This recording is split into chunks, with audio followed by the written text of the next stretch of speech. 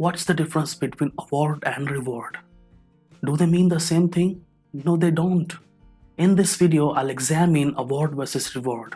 I will use each of these terms in the example sentences so that you can see them in context. Welcome back to Wow Lessons, the place where you get to learn everything about the English language.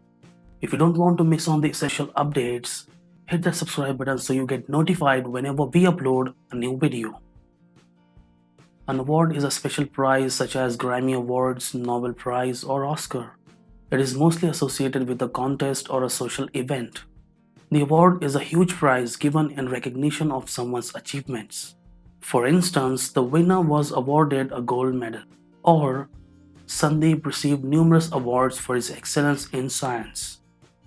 On the other hand, a reward is something, usually money, given in return for a person's effort, hardship, or service. For example, whoever finds a dog will receive $50 as a reward. Or, Kaleem, you deserve a reward for being so helpful. Now let's go through a few more examples and see if you can find out the proper usage. Pause the video if you need to.